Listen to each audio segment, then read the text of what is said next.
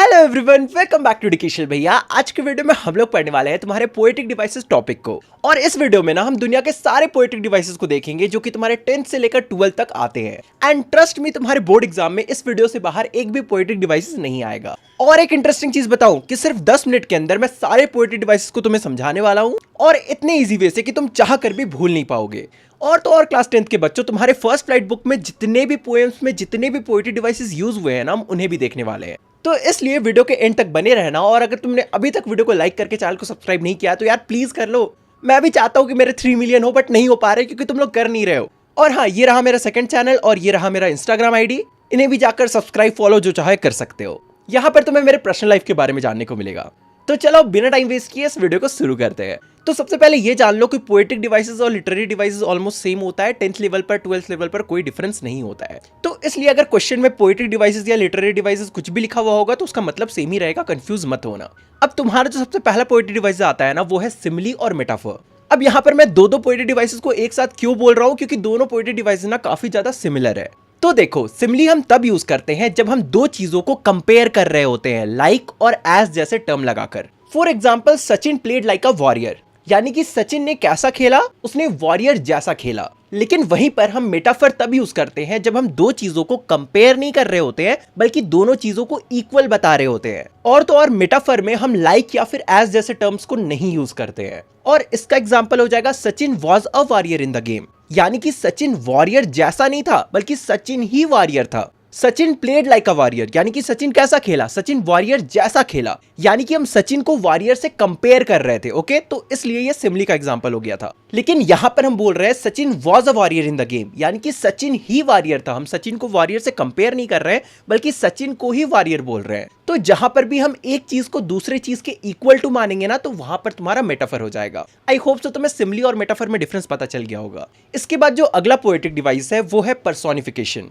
तो यहां पर ध्यान से सुनना, तो जब भी हम किसी नॉन ह्यूमन थिंग को ह्यूमन ट्रेट्स दे देंगे ना, तो वो तुम्हारा पर्सोनिफिकेशन का एग्जांपल हो जाएगा। क्या तुमने मेरे बात को ध्यान से सुना? जब भी हम नॉन ह्यूमन थिंग को ह्यूमन ट्रेट्स दे देंगे। अब यहां पर ना नॉन ह्यूमन थिंग कुछ भी हो सकता है, कोई जानवर हो सकता है, पेड़ हो सकता है, या फिर कोई भी ऑब्जेक्ट हो सकता है। चलो एक एग्जांपल लेके समझते हैं। ट्रीज स्प्रिंटिंग, यानी कि ट्रीज भाग रही है। तो तुम लोग खुद बताओ कि क्या ट्रीज भाग सकता है? ऑब्वियसली नहीं, ट्री के पास कोई पैर तो होता नहीं है। तो यहां पर हम क्या कर रहे हैं, ट्री को ह्यूमन ट्रेट दे रहे हैं, क्योंकि हम ह्यूमन तो भाग सकते हैं, राइट, क्योंकि हमारे पास पैर है। तो यहां पर हम क्या कर रहे हैं, हम ह्यूमन ट्रेट ट्री को दे रहे हैं, और इसलिए ये पर्सोनिफिकेशन का एग्जांपल हो जाएगा। तो जहां पर भी हम ह्यूमन ट्रेट किसी नॉन ह्यूमन थिंग को देंगे तो वो पर्सोनिफिकेशन का एग्जांपल हो जाता है। इसके बाद अगला पोएटिक डिवाइस आता है ऑक्सीमोरोन। तो जब भी दो अपोजिट वर्ड को साथ में लिखा जाता है तो वो ऑक्सीमोरोन का एग्जांपल हो जाता है। ये बहुत ही ज्यादा इजी होता है। जैसे कि एक एग्जांपल लेते हैं, कावर्डली ड्रैगन। अगर तुम यहाँ पे ध्यान से देखोगे तो कावर्डली का मतलब होता है डरपोक, और ड्रैगन का क्या मतलब होता है? ड्रैगन का मतलब होता है बहुत ही स्ट्रॉन्ग एनिमल, दुनिया का सबसे पावरफुल बीइंग।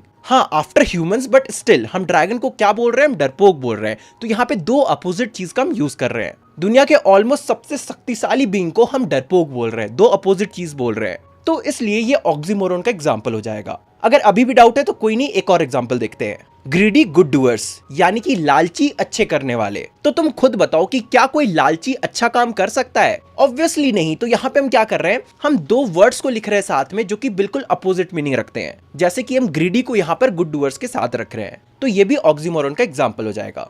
इसके बाद जो मैं तुम्हें अगला 5 पोएटिक डिवाइस बताऊंगा ना, ये सारे ऑलमोस्ट काफी ज्यादा सिमिलर है, इसलिए ध्यान से सुनना। तो अगला आता है रिपीटेशन। तो जब भी कोई वर्ड एक लाइन या फिर फ्रेज में मल्टीपल टाइम्स रिपीट होते हैं ना, तो वो रिपीटेशन का एग्जांपल हो जाता है। तो जब भी कोई वर्ड बार बार रिपीट होता है ना एक लाइन या फिर एक फ्रेज में, तो वो रिपीटेशन का एग्जांपल हो जाता है। काफी सिंपल है ना? जैसे कि तुम्हारा एग्जांपल हो गया फार फार फ्रॉम। तो यहाँ पे तुम देख सकते हो कि फार फार 2 बार रिपीट हुआ है, तो इसलिए ये रिपीटेशन का एग्जांपल हो जाएगा। और तुम अमेंडा चैप्टर में भी अमेंडा वर्ड को ले सकते हो, ये काफी बार रिपीट हुआ है। अमेंडा की जो मदर है ना, वो बार बार पोएम में अमेंडा अमेंडा बोल रही है, तो इसलिए ये भी रिपीटेशन का एग्जांपल हो जाएगा। लेकिन अब सवाल आता है कि हमारा अगला पोएटिक डिवाइस एलिट्रेशन क्या होता है? तो ये भी काफी ज्यादा इजी है। तो जब भी दो वर्ड्स या फिर दो लेटर्स के साउंड रिपीट होंगे ना एक लाइन के अंदर, तो वो तुम्हारा एलिट्रेशन का एग्जांपल हो जाएगा। जैसे कि हैज गिवन माई हार्ट। तो यहां पर तुम देख सकते हो कि बार बार एच एच का साउंड रिपीट हो रहा है, और इसलिए तुम्हारा एलिट्रेशन का एग्जांपल हो गया है। चलो एक और एग्जांपल लेते हैं, तुम्हें अच्छे से समझ में आ जाएगा। वी विल काउंट, यहां पे तुम क्या देख रहे हो कि WW साउंड बार बार रिपीट हो रहा है, इसलिए ये एलिट्रेशन का एग्जांपल हो जाएगा। यहां पर तुम एक चीज नोटिस कर पा रहे होगे कि पूरा का पूरा वर्ड रिपीट नहीं हो रहा है, बस स्टार्टिंग का साउंड रिपीट हो रहा है। जैसे कि पहले एग्जांपल में H और H और नीचे वाले एग्जांपल में W और W। लेकिन देखो कई बार क्या होता है ना, लेटर रिपीट नहीं करता है, सिर्फ साउंड रिपीट करता है, तो उस केस में भी एलिट्रेशन हो जाता है। अब तुम्हारा जो अगला पोएट्री डिवाइस है वो है एसोनेंस। तो देखो एसोनेंस को पहचानना बहुत ज्यादा इजी होता है, तो जब भी एक लाइन के अंदर वॉवेल साउंड रिपीट हो तो वो एसोनेंस का एग्जांपल हो जाता है। अब ये मत बोलना कि तुम्हें पता नहीं कि वॉवेल क्या होता है। वॉवेल का मतलब होता है AEIOU। तो तुम्हें जब भी ये 5 लेटर्स रिपीट होते कभी भी एक सेंटेंस के अंदर दिख जाए तो समझ जाना कि वो क्या है। चलो एग्जाम्पल देखते हैं और अच्छे से समझते हैं।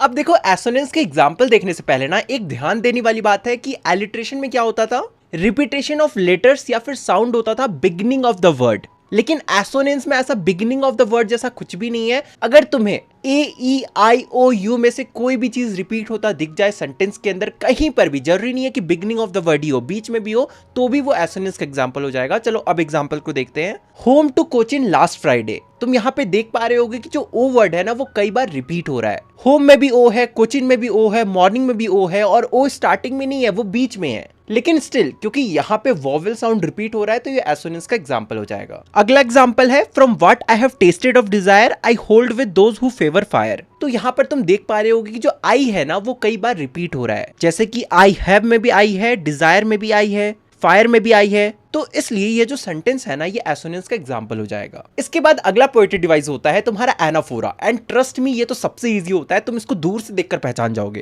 क्योंकि एनाफोरा को पता करने के लिए ना तुम्हें पोएम के एटलीस्ट 2 लाइन या फिर 2 फ्रेजेस चाहिए होंगे, और तुम्हें दोनों फ्रेजेस के सिर्फ स्टार्टिंग के वर्ड को देखना है। अगर दोनों फ्रेजेस का स्टार्टिंग का वर्ड सेम है तो समझ जाना कि वो एनाफोरा का एग्जांपल है। जैसे कि चलो एग्जांपल से समझते हैं। He should be lurking in shadow, he should be snarling around houses। यहां पर तुम देख सकते हो कि he should be bar bar repeat हुआ है 2 लाइंस में। तो बहुत इजीली तुम बोल लोगे कि ये एनाफोरा का एग्जांपल है, क्योंकि मैंने क्या बोला था, जब भी पोएम के 2 लाइंस या फिर 2 फ्रेजेस में तुम्हें 2 वर्ड्स या फिर लाइंस रिपीट होते हुए दिख जाए तो समझ जाना वो एनाफोरा का एग्जांपल हो गया। अगर अभी भी डाउट है तो चलो एक और एग्जांपल देखते हैं। और crooked necked golden squashes with silver warts और beauty rest in beautiful mountain scene. यहाँ पर पोएम के 2 अलग अलग लाइंस है और दोनों लाइंस के स्टार्टिंग में और वर्ड यूज हुआ है, और ये जो और वर्ड है ना इससे ही हमें पता चल रहा है कि ये एनाफोरा का एग्जांपल है। ठीक है, बहुत ईजी है। अब अगला आता है हाइपरबोला, और ये बहुत ज्यादा ईजी होता है। जब भी किसी लाइन में तुम्हें एग्जैचुरेट करके बताया जाए, यानी कि एकदम फेका फेकी वाली बातें की जाए ना, तो समझ जाना वो हाइपरबोला का एग्जांपल हो गया। जैसे कि एक एग्जांपल मैंने पहले भी लिया था कि मैंने तुम्हें 1000 बार बोला है कि मेरी मत लिया कर, तो ये हाइपरबोला का एग्जांपल हो गया, क्योंकि ऑब्वियसली कोई 1000 बार ले सकता है क्या किसी का? नहीं, सिर्फ 10-15 बार ही ले सकता है। तो इस तरह से तुम बहुत ही इजीली हाइपरबोला को पहचान सकते हो। चलो कुछ एग्जांपल्स भी देख लेते हैं। I have told you a million of times. तो ऑब्वियसली तुम खुद बताओ कि कोई किसी को अ मिलियन ऑफ टाइम्स यानी कि 10 लाख बार कुछ बोल सकता है क्या? नहीं, किसी ने किसी को 10-15 बार बोला होगा, उसको बहुत ज्यादा गुस्सा आ गया होगा, तो उसने इस सेंटेंस का यूज किया होगा। उसी तरह से एक और एग्जाम्पल देख लेते हैं। Belinda is as brave as barrel full of beers. यानी कि जो बेलिंडा है ना वो बैरल फुल ऑफ बियर जितनी ब्रेव है। तो क्या ऐसा हो सकता है? क्या बेलिंडा जो कि एक ह्यूमन है वो बियर जितना ब्रेव हो सकती है? ऑब्वियसली नहीं। बियर आके बेलिंडा की तो हाथ पैर तोड़ देगा। तो इसलिए यहाँ पे क्या हो रहा है, जो पोएट है वो एग्जैचुरेट करके बता रहा है, इसलिए ये क्या हो गया, ये तुम्हारा हाइपरबोला का एग्जांपल हो गया। इसके बाद तुम्हारा अगला पोएट्री डिवाइस है इमेजरी। देखो इमेजरी वर्ड से ही ना तुम इसको समझ सकते हो कि इमेजिनेशन से रिलेटेड है। तो जब भी तुम्हारे पोएट इमेजिनेशन करवाना स्टार्ट कर देना तो समझ जाना कि वो इमेजरी का एग्जांपल है। यानी कि जब भी पोएट किसी लाइन में ऐसी बातें करना स्टार्ट कर दे जिसका वास्तविकता से कोई लेना देना ना हो, तो समझ जाना कि वो इमेजिनरी का एग्जांपल है। जैसे कि एक एग्जांपल लेते हैं। मान लेते हैं तुम्हें कोई आकर बोलता है कि तुम्हारी शकल तो गधे की गैंड जैसी है। तो बेसिकली इस लाइन में क्या किया जा रहा है, तुम्हें इमेजिनेशन करवाया जा रहा है कि तुम्हारा शकल कैसा है, तुम्हारा शकल ऐसा है। लेकिन क्या सच में इसका वास्तविकता से कोई लेना देना है? नहीं। तुम्हारा जो शकल है वो किसी के मतलब ऑब्वियसली नहीं हो सकता है, राइट? यहाँ पे सिर्फ तुम्हें इमेजिनेशन करवाया जा रहा है, तो इसलिए ये जो एग्जांपल है ना ये इमेजिनरी का एग्जांपल हो जाएगा। उसी तरह से यहाँ पर कुछ एग्जांपल्स दिया हुआ है, वो भी देख लेते हैं।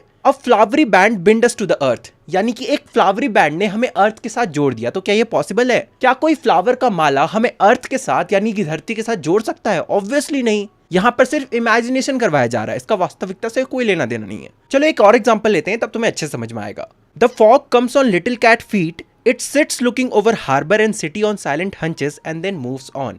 तो तो यहाँ पे क्या बोला जा रहा है, यहाँ पे ये बोला जा रहा है कि जो फॉग है ना वो कैट की तरह आता है। तो क्या ऐसा हो सकता है कि जो फॉग है वो कैट की तरह आ रहा हो? ऑब्वियसली ऐसा वास्तविकता में तो नहीं हो सकता है ना, ऐसा लिटरली तो नहीं हो सकता है। तो ये क्या हो गया, ये तुम्हारी इमेजिनरी का एग्जांपल हो गया। अब तुम्हारा अगला पोएट्री डिवाइस है कॉन्सोनेंस। तो देखो जो कॉन्सोनेंस होता है ना वो बिल्कुल एसोनेंस जैसा होता है, बस डिफरेंस यही होता है कि एसोनेंस में क्या होता है ना, एक लाइन के अंदर वॉवेल साउंड रिपीट होता है, लेकिन कॉन्सोनेंस में क्या होता है, एक लाइन के अंदर कॉन्सोनेंट साउंड रिपीट होता है। तो इसे पहचानना बहुत ज्यादा इजी होता है। यानी कि ए ई आई ओ यू को छोड़कर जितने भी लेटर्स होते हैं ना, यानी कि जो 21 लेटर्स होते हैं, वो अगर तुम्हें एक सेंटेंस के अंदर रिपीट होता हुआ दिख जाए तो वो तुम्हारा कॉन्सोनेंस का एग्जांपल हो जाएगा। तो इसलिए कॉन्सोनेंस का पहचाना बहुत ज्यादा इजी होता है। खैर टेंशन मत लो, इससे बहुत कम क्वेश्चंस आते हैं, अगर आते भी है तो बहुत इजीली तुम पहचान लोगे। अगला जो हमारा पोएट्री डिवाइस है ना, उसके बारे में तुम में से मैक्सिमम बच्चे जानते होंगे, उसका नाम है आयरनी। वो मीम भी तुमने देखा होगा, आयरनी हो गई जी बड़ी भयंकर। यानी कि किसी को ऐसी बात बोलना जो कि लिटरल नहीं है, तुम बस उसका मजाक उड़ा रहे हो, यानी कि तुम लिटरल मीनिंग के बिल्कुल अपोजिट बोल रहे हो, तो वो तुम्हारा आयरनी का एग्जांपल हो गया। चलो एग्जांपल से समझते हैं तब अच्छे से समझ में आएगा।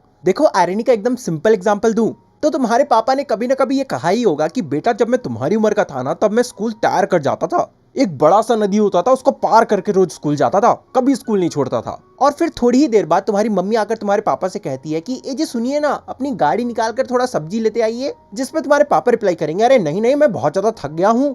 तो ये क्या हुआ, यहाँ पे आयरनी हो गई थी बड़ी भयंकर। यानी कि ये आयरनी का एग्जाम्पल हो गया, क्योंकि तुम्हारे पापा अपने ही बात से पलट गए। और आयरनी का और एग्जांपल लेना है ना तो तुम डस्ट ऑफ स्नो चैप्टर में भी ले सकते हो, जहां पर जो पोएट है ना वो हैवलॉक ट्री और क्रो का यूज करते हैं। लेकिन सोचने वाली बात यह है कि जो हैवलॉक ट्री और क्रो होता है ना, वो दोनों ही चीजें काफी ज्यादा नेगेटिव चीजें होती है। ऐसा क्यों? क्योंकि हैवलॉक ट्री पॉइजनस ट्री होता है और जो क्रो होता है ना वो यूजुअली शमशान घाट के पास या गंदी जगह के पास पाया जाता है। लेकिन स्टिल जो पोएट है ना वो ये कहते हैं कि इन दोनों चीजों की वजह से ही उनका जो दिन है ना वो अच्छा हो गया। तो यहाँ पे पोएट क्या कर रहे हैं, वो हैवलॉक ट्री और क्रो को आयरनी की तरह यूज कर रहे हैं, यानी कि जो दूसरे लोग मानते हैं वो उसके बिल्कुल अपोजिट मान रहे हैं, है ना। तो इस तरह से तुम बहुत ही इजीली आयरनी को पहचान सकते हो। आई नो बहुत सारे बच्चों को कंफ्यूजन होता है ऑक्सीमोरन और आयरनी में डिफरेंस पहचानने में, लेकिन कंफ्यूजन होना नहीं चाहिए, क्योंकि ऑक्सीमोरन में क्या होता है ना, एक ही लाइन के अंदर दो वर्ड्स डिफरेंट होते हैं, यानी कि डिफरेंट मीनिंग कैरी करते हैं। लेकिन आयरनी में ऐसा नहीं होता है, वो तुम्हारे पूरे पोएम के बेसिस पे होता है ना। आई होप सो अब कोई कंफ्यूजन नहीं होगा। अब जो तुम्हारा अगला पोएटिक डिवाइस है वो है इंजैम्पमेंट।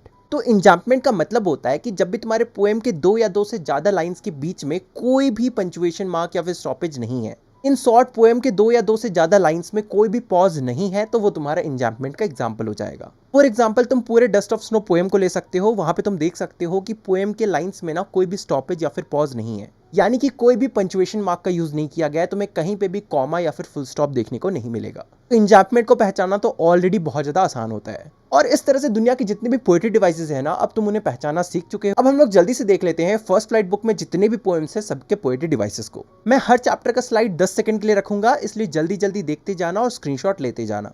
और एग्जाम से पहले ना एटलीस्ट एक दो बार देख लेना, वरना तुम्हारे एग्जाम में एक दो नंबर तो पक्का कटेंगे। कि हर साल पोएट्री डिवाइसेस से एक या दो नंबर के क्वेश्चंस आते ही आते हैं। ज्यादा कुछ नहीं बोल रहा हूँ, सिर्फ बोल रहा हूँ एक दो बार एग्जाम से पहले देख लेना, अच्छे से स्क्रीनशॉट ले लो। वैसे पीडीएफ तुम्हें टेलीग्राम में देखने को मिल जाएगा। अगर अभी तक ज्वाइन नहीं किया है तो नीचे डिस्क्रिप्शन में लिंक है, ज्वाइन कर लेना। बाकी तुम्हें मेरे सेकंड चैनल और इंस्टाग्राम का लिंक भी डिस्क्रिप्शन में देखने को मिल जाएगा, तो प्लीज जाकर फॉलो सब्सक्राइब जो भी करना है कर लो। अब चलो मिलते हैं अगले वीडियो में, तब तक के लिए बाय बाय। और हाँ, सब्सक्राइब करके जाना मत भूलना।